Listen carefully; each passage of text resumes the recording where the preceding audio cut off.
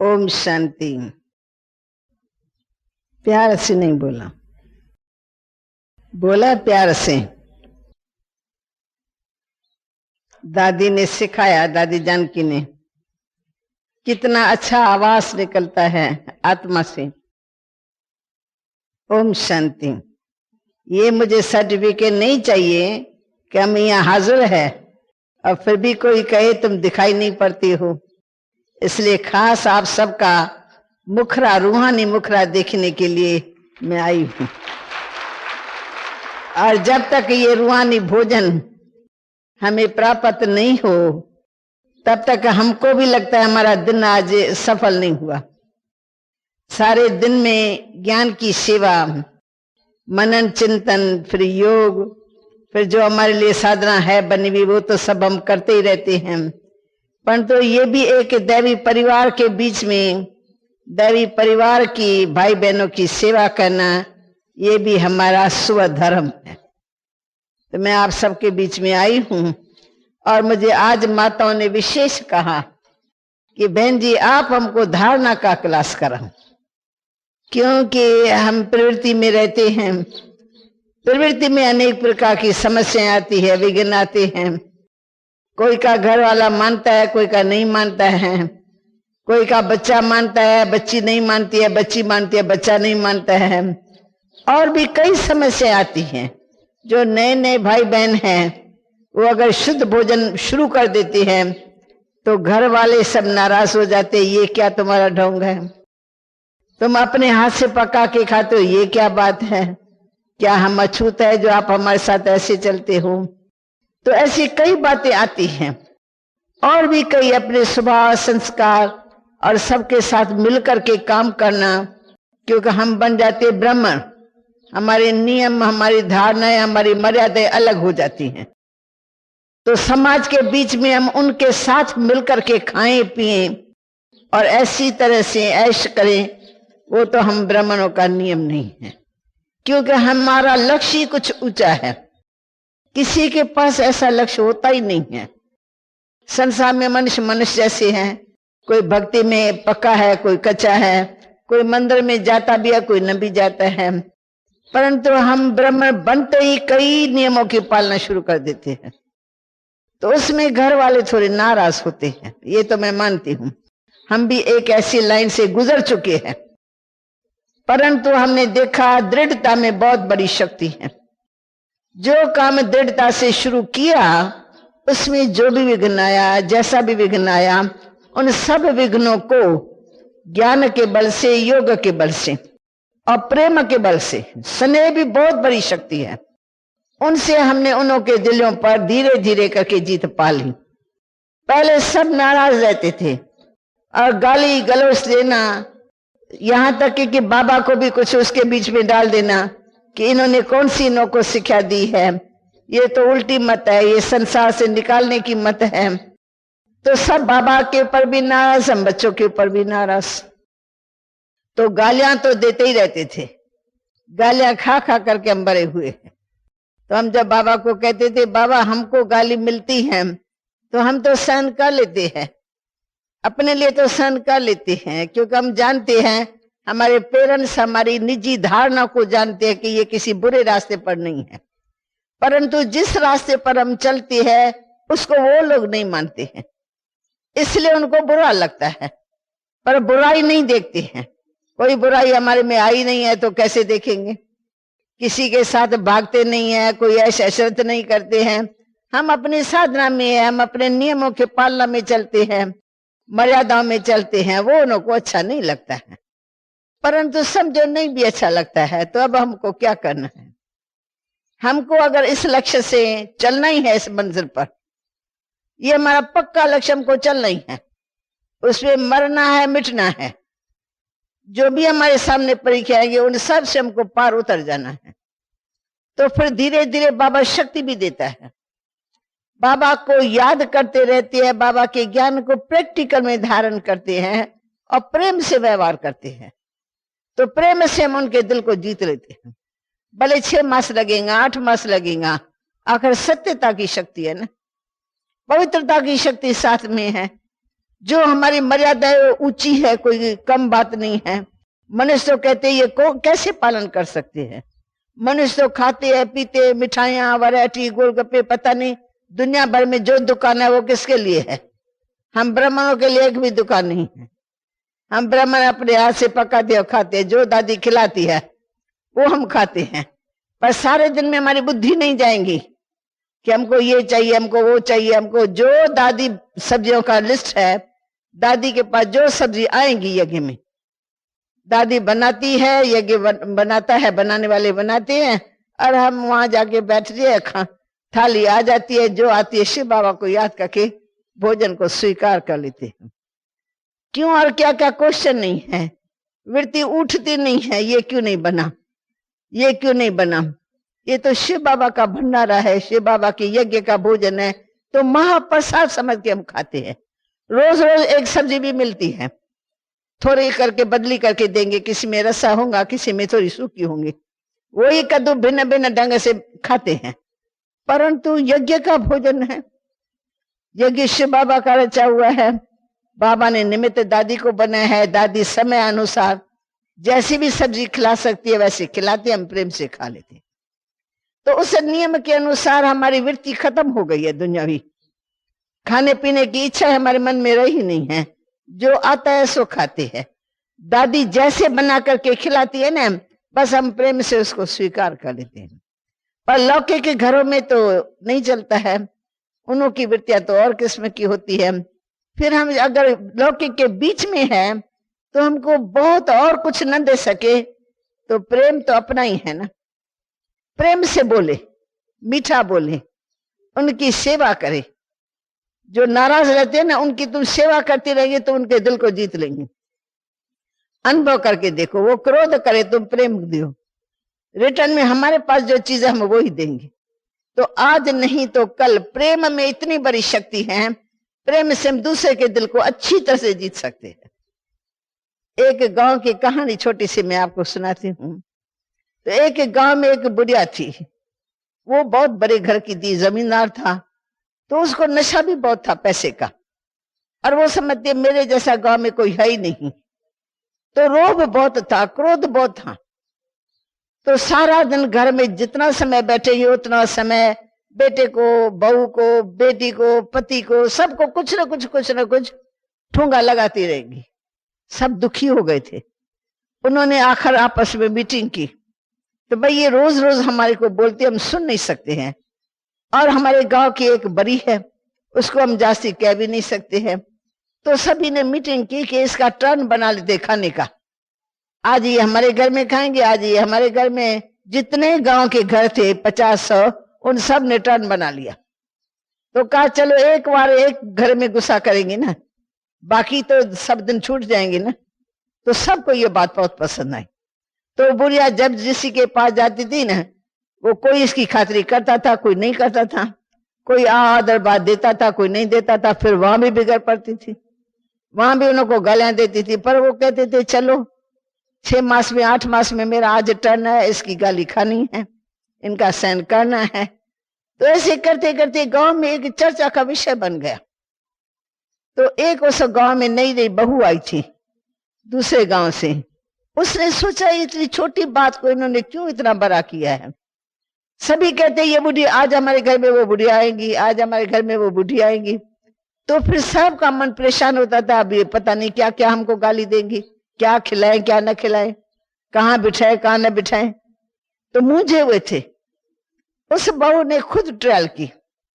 उन्होंने सबके सामने एक ऐसा एग्जाम्पल पेश किया जिससे उन्होंने क्या किया कि जब वो बहू उसके घर में आई, माने सास के घर में, वो बूढ़ी माता सास के घर में आई, बहू के घर में, सास और बहू इकट्ठे ही थे समझो। तो उस बहू ने आते सार उसको सत्कार दिया, बड़े प्यार से रिगार्ड से उसको अम्मा अम्मा कह करके अपना स्थान दिया, वहां बिठाया। फिर बैठते ही पानी का गिलास ठंडा ठंडा, अम्मा लस्सी पियेंगे या ये पियेंगे या वो पियेंगे, क्या पियेंगे पूछा। तो उसने कहा बेटा अभी तो गर्मी बहुत है, पहले ठंडा ठंडा पानी पिलाओ। पानी पिलाया, फिर लस्सी पिलाई। जब तक खाना बने बने तब तक वो खातिरी करती रही। वो बुढ़िया तो वांदी वखर वो बैठी रही। फिर उसकी मालिश की, सिर की मालिश की, पाँव की मालिश की। बड़ा प्यार दिया, तो अंदर ही अंदर ठंडी ठार हो गई और उसको दुआएं देने लगी। कहा तुम्हारे जैसी तो मैंने इस गांव में कोई देखी नहीं, तू कौन से गांव से आई हो, क्या तुम्हारे गांव में सब ऐसे होते हैं? कहा अम्मा हर एक का अपना अपना स्वभाव होता है, मैं बड़ों की सेवा में खुश रहती हूँ, मैं जितनी आपकी सेवा करती मेरा मन खुश रहता है। फिर खाना पकाया बहुत अच्छे ढंग से, जो वो चाहती थी ना वो खाना खिलाया। और दूसरे गांव वाले वो कहते थे ऐसा करो जो फिर दूसरे वाले आवे ही नहीं, खाना भी ऐसा खिलाया, अन्ना माना खा करके चली जाए बस। तो मन में नेगेटिव विचार थे सबके, और इसके पास पॉजिटिव विचार थे। तो खाना भी उसके ढंग का बना के खिलाया, खा करके प्रसन्नचित्त हो गई। फिर उसको सुला दिया, पंखा लगा दिया, फलाना कर दिया, उसमें भी वो खुश। और शाम को रात तक समझो वो आत्मा सारे दिन में एक बार समझो उसके घर में गई है, पर एक बार के जाने से वो बहुत ही प्रसन्नचित्त हो गई। फिर लास्ट में बहू को बहुत प्यार से गले लगा करके कहा मैं तो तुमको अपने पास अपने ही घर में रखना चाहती हूँ, चाहे तू बेटी बन के रहो, चाहे तू मेरी बहू बन के बनो रहो, चाहे कुछ भी हो, पर मैं तुमको अपने पास रखना चाहती, क्योंकि तुम्हारे जैसा कोई मैंने देखा नहीं, किसने मुझे जिंदगी में प्यार किया नहीं। हर एक मेरे लिए कुछ ना कुछ बोलता है, सेवा भी करता है तो मन से नहीं करता है, उल्टा। तो इसलिए मैं तुमको अपना बना के रखना चाहती हूँ। फिर धीरे धीरे करके सारे मिल्कियत का अधिकार उसको दे दिया और सारे पंचायत में बिठा करके बोला मैं इसको ये सब क्यों देती हूँ, क्योंकि इसने प्रेम के गुण से हमारे दिल को जीत लिया। आज दिन तक किसी ने भी हमको ऐसा प्यार नहीं दिया। इसके प्यार में निस्वार्थता थी, इसके प्यार में हमारे पैसे का प्यार नहीं था इसके मन में, परंतु न बुजुर्ग को कैसे चलाना चाहिए इनके मन में बहुत अच्छा भाव था, तो उसने उसको जीत लिया समझो। तो ये एक अज्ञान की बात है, ज्ञान नहीं है, और हम तो ज्ञान में चलने वाले हैं, तो हमारे को सब प्रकार की युक्ति आती है। कई माताएं चलती है, उनके पति नहीं चलते हैं, वो हर वक्त ऐसे रहते हैं, अकड़े रहते हैं, और वो बेचारी बाबा की सच्ची सजनी, भगवान से प्यार, वो अंदर ही अंदर बाबा को याद करती रहती है, अंदर ही अंदर। और यहाँ से प्रसाद मिलेगा ना, कने से कना गोल गोल करके उसके दाल में डाल देंगे, उसके किसी और सब्जी में डाल देंगे, ताकि यज्ञ का भोजन जिसका बहुत बड़ा महत्व है वो खाएगा ना मेरा पति, उसका मन शुद्ध हो जाएगा। तो वो काफी बंदेली है, पति इसको आने नहीं देता है। कल वो मेरे पास आई, बहुत प्यार में, बहुत खुश थी। तो मैं कहा तुम कहती हो मैं बंदेली हूं, मैं तो तुमको बंदेली नहीं देखती हूँ, मैं तो तुमको चुटेली देख रही हूँ। तुम तो आई हो नहीं, यहाँ पहुंची हो ना। तो कैसे पहुंची? कहती है बहन जी मेरे से हिस्ट्री न पूछो, मेरी बहुत बड़ी हिस्ट्री। मैं कहा तू शार्ट में सुनाओ, मैं देखूं तो सही ने तुमने ऐसे पति को कैसे जीता। कहा कि मेरा पति बाहर जाने वाला था, चीन जापान में कहीं इस तरह। तो उसकी सारी तैयारी हो गई और सब जाने लगा। फिर मेरे को कहा कि तुम मेरे को छोड़ने चलेंगी ना। तो मैं खुश हुई, तो मुझे मौका मिले 2 मिनट मैं भी अपनी बात कह दूं, पर जब खुशी की मूड देखूं तब मैं बात करूं। अंदर था कि मैं उसको कहूंगी आप वहां जाते हो, मैं थोड़ा दिन यहाँ जाऊंगी। तो कहती मेरे को हिम्मत न पड़ी, बात करूंगी पता नहीं क्या क्या बोलेगा। कहती है बहुत रोब उसके अंदर। तो फिर मेरे को कहा तुम चलो। तो मैं जब कार से उतरी, सामान निकल रहा है, अब वो जाने वाला है, मौका यही है, परंतु मुझे हिम्मत नहीं पड़ती है, मैं कैसे कहूं कि मैं जाऊं। फिर जब छुट्टी ली ना, तो 2 शब्द मेरे से निकल गया, आप जा रहे हो ना, तो मैं भी 2-4 दिन के लिए जाऊंगी, और फिर फलाने तरीका की आपसे फोन में बात करूंगी। तो उसको इतना गला उसका घुट गया बेचारे का। उसने पूछा नहीं जाएंगी कहाँ, उसने कहा मैं भी थोड़ा दिन जाऊंगी, आपके आने से पहले मैं आकर के पहले मैं फोन में बात करूंगी और मैं तब तक पहुंच भी जाऊंगी। तो उसने पूछा ही नहीं तुम कहाँ जाएंगी। कहा बस वो गया उधर और मैं आई इधर। बस मैं ऐसे शुक्रिया मानती हूँ बाबा का, बाबा ने मेरा रास्ता क्लियर कर दिया। मैं मुख से बोल नहीं सकती हूँ, पर मन ही मन में शिव बाबा को याद करती रही। बाबा जैसे तुमने और सब काम बिगड़े सवारे है ना, वैसे मेरा ये बिगड़ा हुआ कार्य सवार दो। मुझे एक बार तो आप अपने से मिलाओ, आप धरा पर आओ और मैं कर्म बंधन लेके बैठी रहूं। मैं कहती मैं जा नहीं सकती, मैं जा नहीं सकती हूँ। तो उसके योग बल ने ये काम किया। कहती है बिल्कुल वंडरफुल बात। मेरे पति ने ये नहीं पूछा तो कहाँ जाएंगी, मुझे अपना ही लगे कि जब मैं ऐसे जाऊंगी कहेंगे पर ये तो बताओ जाएंगी कहाँ। कुछ नहीं पूछा, मैं यहाँ पहुंच गई हूं, अब 4-5 दिन के बाद मैं वहां चली जाऊंगी। तो मैंने उनको बताया, मैंने कहा देखो अगर किसी को कोई काम कराना है तो अंदर ही अंदर कितनी साधना करता है। भाई ऐसा भी ना बोलो, क्रोध करे, ऐसी भी बात न कहो तो कुछ और गुस्सा करे, परंतु साधना से युक्ति से बड़े प्यार के रूप से उनको 2 शब्द में बात कह के फिनिश कर दी, ताकि मुझे एक बार हाँ करे भले भले में वो इधर पहुंच गई। बस यहाँ आकर के कहती है मुझे एक एक सेकंड मेरे को जो कुछ मिलता है ना, मैंने भी टोली दी ना, वो उठा करके लिफाफे, प्लास्टिक के लिफाफे में डालने लगी। मैंने कहा ये तो मैं आपको आपके लिए देती हूँ, ये आप खाओ, अब बाकी पति के लिए या उनके लिए ले जाओ तो मैं तुमको दूसरी टोली दूंगी। कहते हैं नहीं बहन जी ये भी मैं ले जाऊंगी, मैं उनके साथ ही खाऊंगी पर मैं नहीं खाऊंगी यहाँ। इतने व्रत में, इतने लगन में कि मेरा घर भी बना रहे, मेरा पति का स्वभाव भी बदल जाए और मेरे को भी आजाद मिले यहाँ आने की। तो जो योग बल को यूज करता है, स्नेह का भी बहुत बड़ा बल है। स्नेह से कोई किसी की बात करता है किसी से तो उनके मन को जीत लेता है। तो मैंने देखा जितने भी विघ्न है हमारे सामने, उनको सबको हम स्नेह से जीत लेते हैं। शुरू से लेके इतिहास को सामने रखती हूँ। एक बार ऐसा सामने मौका आया है, क्योंकि पवित्रता की तो जैसे मनुष्यों के लिए आग है और भगवान ने सहज रख दिया। तो मेरे बच्चे हो, पवित्र धाम की रहने वाली हो, अब पवित्र दुनिया में जाना है तुमको बच्ची, तो इसलिए तुम्हारे को इस अंतिम जन्म में पवित्र जरूर रहना है। तो पवित्र बनने का व्रत लिया और वो बिगड़ गया। घर वाले एकदम बिगड़ जाती है, खाने का, अन्न का शुद्ध, अन्न की शुद्धि, संग की शुद्धि, और भी कई प्रकार की हमारी शुद्धियां हैं। आगे हम पता नहीं कहाँ कहाँ चले जाते थे, उन सब का भी तो मन के ऊपर असर पड़ता है ना। अब हम उनसे छूट गए तो लाइन तो क्लियर हो गई, लेकिन घर वाले बिल्कुल नाराज। ऐसा लगता था घर वालों को पता नहीं क्या हो गया है। परंतु हम घर वालों को भी जितना हो सकता था अमृत वेले से लेकर रात तक एक ही लक्ष्य रखते थे कि जितना हो सकते इनसे प्यार से बात करो, मालिश करो, पालिश। जो काम हम पहले कभी नहीं करते थे, माँ को उठा के तेल उठा के टांगों को मालिश करना, सिर को मालिश करना, हम कहते उनकी बहू बैठी है ना, फलाने बैठी, ये मेरा थोड़ी काम है। हम कुमारियों को तो पढ़ाई में टाइम होता है। परंतु जब हम बाबा के बने तब से हमने सेवा शुरू कर दी।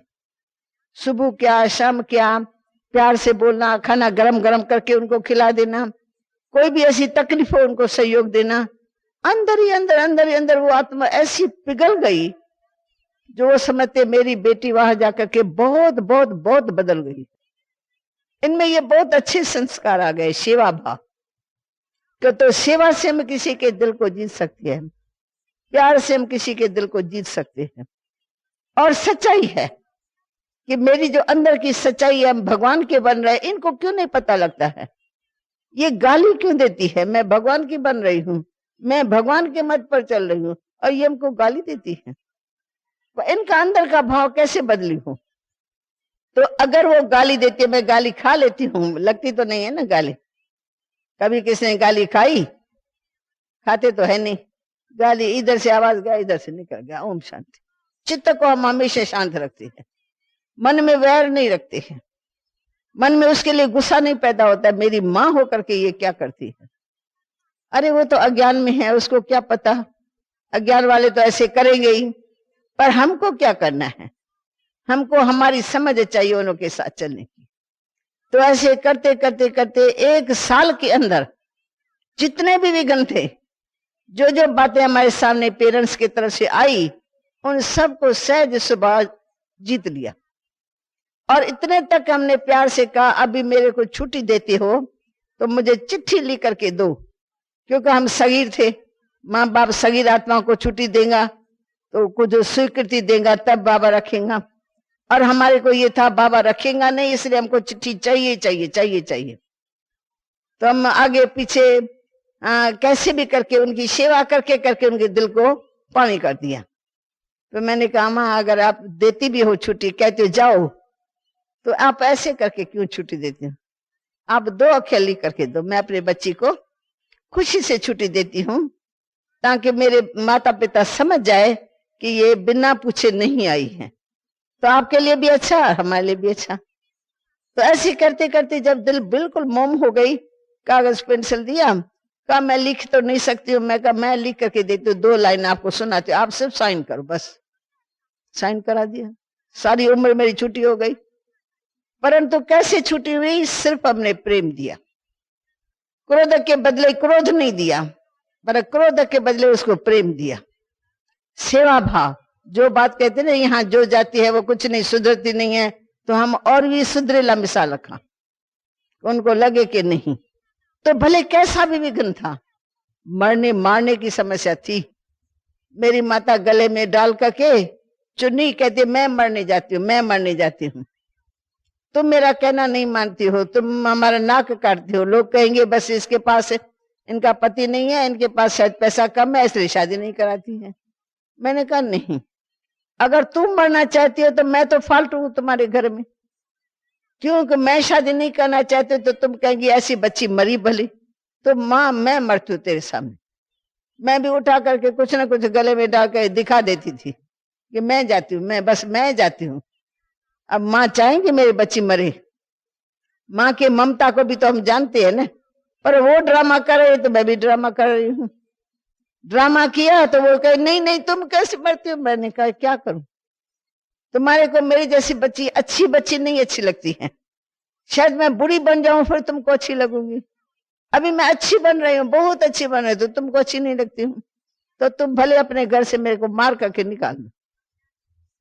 तो जैसा शब्द बोला, जिस ढंग से बोला, जिस मैंने रूहानियत से बोला ना, वो तीर लगे। उसके बाद उसने छुट्टी दे दी। इतना बड़ा विघ्न सहज ही खत्म हो गया, सारी उम्र के लिए छुट्टी हो गई। तो हम क्या नहीं कर सकते हैं? जिन्होंने प्यार से अपने पतियों को वश किया है, वो आज वो पत्नियां मार खा खा करके, एक पति ने इतनी मार दी जो उसकी बाजी टूट गई, बेचारी उठ नहीं सकती थी, पट्टा बांधे तो फिर अब कौन जावे, बाजू टूटी हुई है, फिर भी पति ही लेके गया हॉस्पिटल में। भाई तुम मारते हो पता तो लगे ना तुमको मेहनत क्या चीज होती है। उसमें तो सहनशीलता की शक्ति थी बहुत बड़ी, उसने सहनशीलता से पार्ट प्ले किया। फिर पति को बार बार रियलाइज होता था, रोता था कि पता नहीं मेरे क्या होता है, मेरे को भूत लग जाता है, मैं क्या करूं। फिर ऐसी पत्नी ने पति को इतना प्रेम से वश किया जो आखिर ज्ञान में लाके उसको छोड़ा, और वो कहते हैं यही मेरी पत्नी है जिसने मेरा सहन किया, इतना सहन करते करते करते करते मुझे बाबा का ही बना दिया। अब मैं अंदर ही अंदर पश्चाताप करता हूं कि मेरे से बहुत बड़ी भूल हुई है जो मैंने इनके साथ ऐसा व्यवहार किया है, पता नहीं किस जन्म में मैं ये भोगूंगा।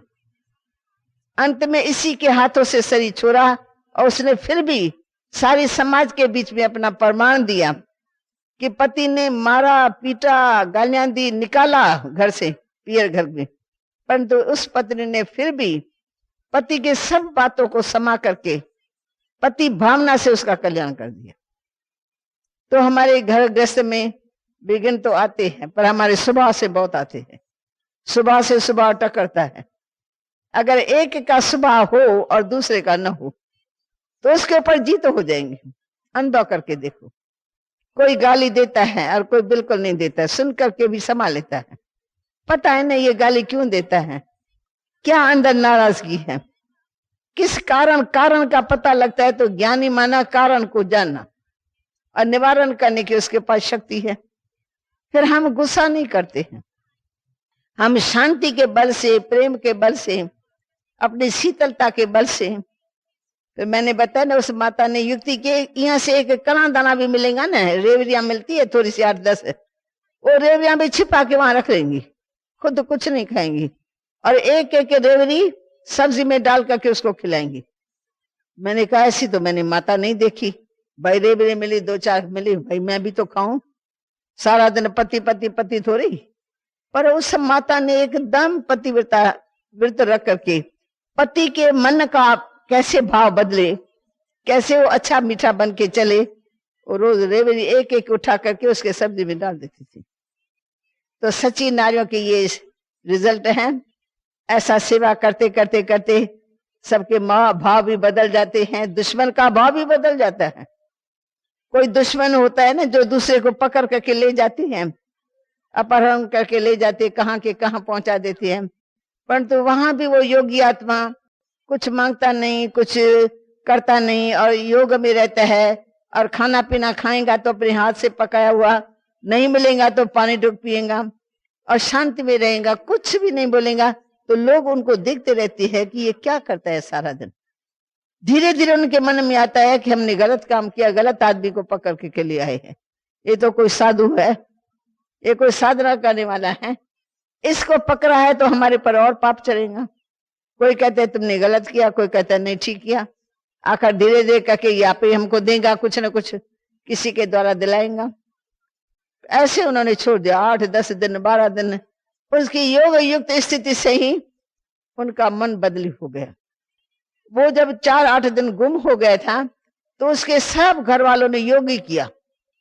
पुलिस को भी दियो तो पुलिस को भी खिलाओ तब पुलिस काम करती है, मिली हुई तो रहती है उन लोगों के साथ।